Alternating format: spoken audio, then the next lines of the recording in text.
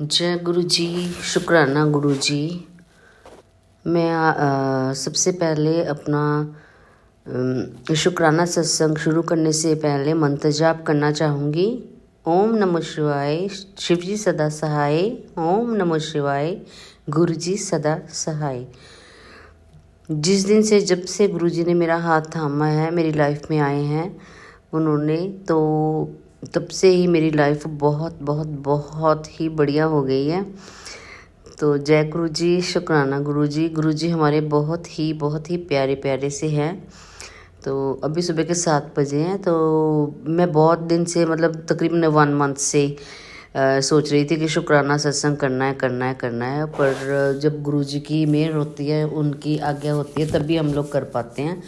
अभी मैंने कुछ लिखा नहीं, कुछ सोचा नहीं, क्योंकि जब मैं सोचती मैं करूँ तो मैं सोचने लगती हूँ कि क्या बोलूँ क्या ना बोलूँ, कुछ गलत ना बोल हो जाए। पर आज मैंने कुछ सोचा नहीं, बस सीधा ही स्टार्ट कर दिया। बस मैंने बटन दिमाग में आया और बटन ऑन किया और मैं बस रिकॉर्ड करने के लिए बैठ गई। गुरु जी आप ही बुलवाना, जो भी बुलवाना, बस सब अच्छा अच्छा बुलवाना, कुछ भी बस बुरा मत बुलवाना। और जो भी है वो जो भी मैं सुनाना चाहती हूँ वो पूरा सुना पाऊँ, बस इतनी मेहर रखना मेरे ऊपर। जय गुरु जी, शुक्राना गुरु जी। मेरी लाइफ में जब से गुरु जी ने मेरा हाथ थामा है, तब से तकरीबन बहुत सारे चमत्कार हुए हैं मेरे साथ। तो पर मैं जो अभी रिसेंटली जो हुआ है वो मैं अभी सुनाना चाहूँगी। इससे पहले जो इसका पहले का जो है वो भी चलो मैं सुना देती हूँ कि मेरे को गुरुजी ने फॉरेन का ट्रिप जो है वो ब्लेस किया था। तो वो सच में मेरा बहुत ही मतलब पूरी लाइफ का जो सबसे अच्छा ट्रिप था मेरा वही था। तो उसमें मैंने बहुत इन्जॉय किया। मेरी बेटी है वहाँ पे इंग्लैंड में, वहाँ पे हम लोगों ने बहुत ज़्यादा इन्जॉय किया। तो वो ट्रिप ऐसा था। तो जो अभी का जो मैं सुनाने लगी हूँ, तो वो सत्संग ये है कि मेरे हस्बैंड अंकल बहुत बीमार हो गए थे। उनको ना वॉमिटिंग्स आ रही थी, वो ख़त्म होने का नाम ही नहीं ले रहे थे। कुछ भी खाते थे ना तो वॉमिट, कुछ भी खाते थे तो वॉमिट। तकरीबन 5-6 दिन हो गए और 6वें दिन में तो उनको ना पानी भी मतलब हजम नहीं हो रहा था। पानी भी पी रहे थे तो वो भी निकल रहा था। पानी इतना सा पी रहे थे पर इतना ज़्यादा निकल रहा था। हम लोग बहुत ही घबरा गए थे। उनको ड्रिप वगैरह भी लगवाई 1-2 दिन पहले से कि चलो शायद उनकी वॉमिट आगे भी उनको हो जाती है कभी कभी, तो फिर ड्रिप लगवा लेते हैं तो फिर ठीक हो जाती है। तो ड्रिप भी लगवाई, पर ड्रिप जब लगी हुई थी ना तब भी वॉमिट आ ही रही थी। तो वॉमिट जो थी थोड़ी ब्लैक कलर की आने लग गई। तो मैं थोड़ा घबरा गई और मैंने डॉक्टर को बोला, मैंने कहा भाई वॉमिट जो है ना वो ब्लैक कलर की आ रही है। तो उन्होंने फिर सजेस्ट किया, कहते आपने ऐसे करो आप इनको ना किसी अच्छे हॉस्पिटल में ले जाओ। कहते इनको ना अच्छी तरह से, इनको लगता है कि फूड पाइप की जो है ना उसमें शायद कुछ ब्लीडिंग हो रही है या कुछ ऐसा है, तो आप इनको अच्छे हॉस्पिटल में ले जाओ। तो संगत जी सॉरी, मैंने अपना नाम भी गुप्त रखा है और मैं पहले बताना भूल गई, मैंने अपना नाम गुप्त रखा है। अच्छा, तो हम लोग ना हमारे शहर से हम लोग जलंधर शहर है था, वहाँ पे चले गए हम लोग इनको लेके। तो वहाँ पे डॉक्टर के पास गए तो डॉक्टर कहते हैं कि इनका जो मतलब किस डॉक्टर ने आपको यहाँ पे रिकमेंड करा है। तो आप ना कुछ मतलब कि कोई पेपर दिया होगा उन्होंने, कुछ ना कुछ तो दिया होगा कि क्या है क्या नहीं है। मैंने कहा कुछ दिया तो नहीं है, हम लोग तो एकदम से आ गए, उन्होंने ऐसे सजेस्ट कर दिया। तो मैं ना आपकी उनसे बात करवा देती हूँ। तो मैंने उनको फ़ोन में लगा दिया उन डॉक्टर साहब को, तो उन्होंने इनसे बात कर ली। तो उन्होंने इनको कुछ ऐसे बोला कि शायद ब्लीडिंग हो रही है या ये है या वो है, कुछ ऐसा बोला। तो उन्होंने तो ये बोला था हमें कि इंडोस्कोपी करवा लेना। हम लोग इंडोस्कोपी वाले हॉस्पिटल में गए थे। तो पर उन डॉक्टर साहब ने बोला कि इनकी इंडोस्कोपी तो हो ही नहीं सकती है, इनका जो हार्ट बीट है बहुत फास्ट चल रहा है, क्योंकि इनको हार्ट की प्रॉब्लम भी है। इनके 4-5 स्टंट भी डले हुए हैं इनके हार्ट में, हस्बैंड अंकल के हार्ट में। तो उन्होंने बोला कि ये तो यहाँ पे नहीं हो सकता, आप जहाँ पे पूरा ट्रीटमेंट हो आप उस हॉस्पिटल में लेके जाएं। तो मेरे हस्बैंड अंकल कहते हैं कि मैं तो पीजीआई में जाऊँगा, वहीं से मैंने पहले भी अपना ट्रीटमेंट करवाया, मैं तो वहीं पे जाऊँगा। तो मैंने इनको बोला कि वो बहुत दूर है यहाँ से, तो हम लोग तो आपकी तबीयत तो पहले ही इतनी बिगड़ी हुई है। तो उन्होंने जिद पकड़ ली कि नहीं मैं तो वहीं पे जाऊँगा। चलो एनी हाउ वहाँ का अरेंजमेंट हुआ। इनका कोई फ्रेंड है, तो वो हमको लेके गया वहाँ पे पीजीआई में। हम लोग चले गए तो वहाँ पे इतना रश था ना, इतनी घबराहट हो रही थी मेरे को। तो मैंने गुरुजी से अरदास लगाई कि गुरुजी बस हम लोग ना यहाँ बस ये मेडिसिन दे दें और हम लोग घर पे चले जाएं। बस मैंने उनसे ये अरदास लगा दी कि बस मेडिसिन दे दें और हम लोग घर पर चले जाएं। मैं यहाँ तो मेरा तो मतलब बहुत ही ज़्यादा रश था वहाँ पे। तो उन्होंने ना फिर वहाँ पे फाइल वगैरह बनवाई। तो उन्होंने 3 टेस्ट लिख के दिए उन्होंने। स्कैनिंग थी एक, तो 1-2 टेस्ट और थे। वो 2 टेस्ट तो ठीक आ गए इनके। ईसीजी थी एक तो एक और पता नहीं क्या था, तो ईसीजी ठीक आ गई। एक और टेस्ट था वो भी ठीक आ गया। तो कहते अब स्कैनिंग की टर्न थी। जब स्कैनिंग करवाने लगे तो वहाँ पे रश इतना ज़्यादा था, सैटरडे था उस दिन, तो रश बहुत ज़्यादा था। वो कहते कि आपकी टर्न ना अभी उस समय 6:45 थे तकरीबन। तो वो कहते आपकी टर्न 10:30 बजे आएगी, या 10 या 10:30 बजे तक आएगी आपकी टर्न। तो हम लोग तो इतने घबरा गए कि पानी भी अंदर नहीं जा रहा है, तो क्या करें। 6-7 दिन से कुछ भी नहीं खाया है, कुछ भी नहीं खाया है, तो क्या करेंगे हम लोग इतनी देर। तो हस्बैंड अंकल ना वहाँ पे पता है कि पीजीआई में थोड़ा वो ही चलता है कि सिफारिश ही चलती है। किसी को हम जानते हैं तो वहाँ से फ़ोन करवा दें, तब तो टर्न जल्दी आ जाती है वहाँ पे। तो मेरे हस्बैंड अंकल के दिमाग में आया कुछ कि चलो 1-2 हैं, कुछ ना कुछ मैं लगाता हूँ जुगाड़ वगैरह। तो इन्होंने कोई 1-2 फ़ोन वगैरह करे किसी को कि हमारी टर्न जल्दी आ जाए। तो एक वहाँ पे अंदर फ़ोन पहुँचा उनका, जो सिफारिश लगाई थी उन लोगों का।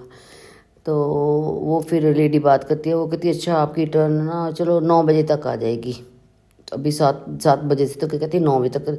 हमारा तो टाइम मतलब निकल एक सेकंड नहीं निकल रहा था, तो फिर भी 2 घंटे थे।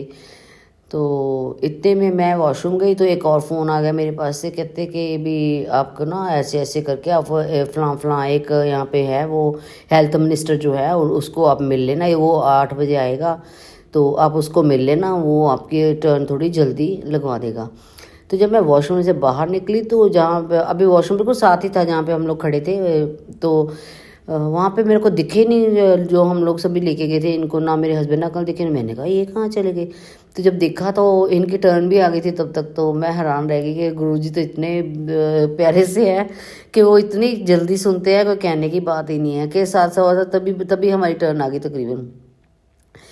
तो हम लोग चलो इनका टेस्ट हुआ और रिपोर्ट आ गई। रिपोर्ट में उन्होंने ना यही बोला, तो मैंने जब टेस्ट हो रहा था ना, मैं कहा गुरुजी बस ना आप ही इनका टेस्ट करना, आप ही करना इनका टेस्ट जो है ना वो, उसमें बस इतनी सी बीमारी आए कि बस दवाई दें और हम लोग घर चले जाएं। तो जब वो बाहर निकले तो टेस्ट की रिपोर्ट देखी उन्होंने। वो कहते कि आपके ना मतलब कि आपको स्टूल पास नहीं हुआ है। तो हम लोग तो ये सोच रहे थे ना कि टॉयलेट तो इसलिए नहीं ये गए क्योंकि कुछ खाया ही नहीं था। हम लोग तो यही सोच रहे थे कि कुछ खाया तो है ही नहीं है।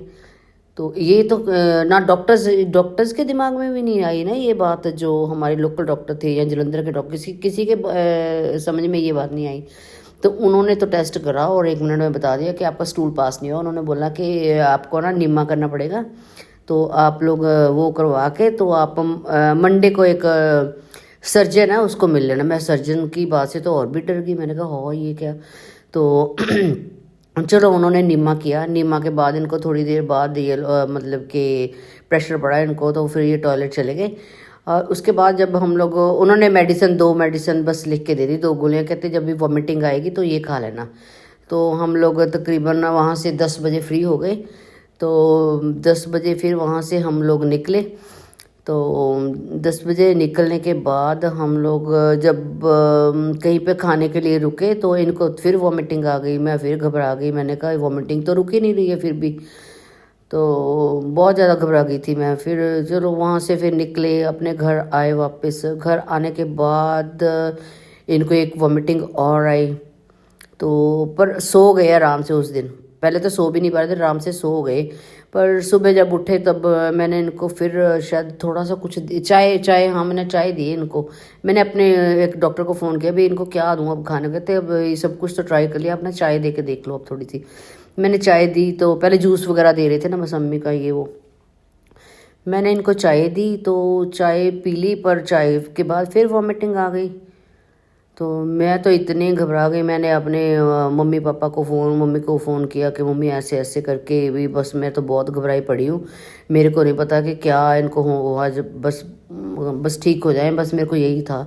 फिर एक डॉक्टर है लोकल, मैंने उनको फ़ोन किया, वो आ गए, डॉक्टर आ गए, तो उन्होंने लंबा सारा वो लिख के दे दिया कि इनको ना ग्लूकोज लगवा देते हैं, तो घर पे ही लगवा देते हैं। संडे था उस दिन, तो किसी डॉक्टर ने, और कहीं कहीं पे सब बंद था, कहते घर पे लगा देते हैं ग्लूकोज वगैरह। उन्होंने सब दवाइयाँ लिख दी और मैंने मंगवा भी ली।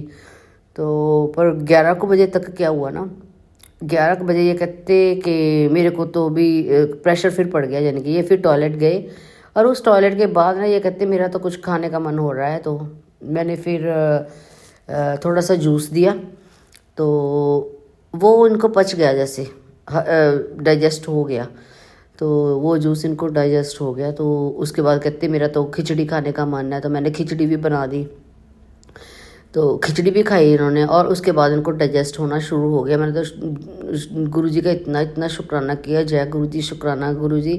मेरे को पक्का पता है गुरुजी ने इनकी छोटी सी, मेरे हस्बैंड अंकल की छोटी सी जो बड़ी सी बीमारी थी ना, उसको बहुत छोटे में काट दिया, क्योंकि उन्होंने सर्जन का नाम लिया था कि सर्जन के पास जाना पड़ेगा, पर ऐसा वैसा कुछ नहीं हुआ। और मंडे को हम लोग कहीं नहीं गए, हम लोग बस हमने कहा भाई यही तो प्रॉब्लम थी, बस ठीक हो गई ये तो हम लोग कहीं पे नहीं गए। सो जय गुरुजी, शुक्राना गुरुजी। गुरुजी बहुत प्यारे हैं, बहुत प्यारे हैं, बहुत बड़ी बड़ी बीमारियां वो छोटे में काट देते हैं।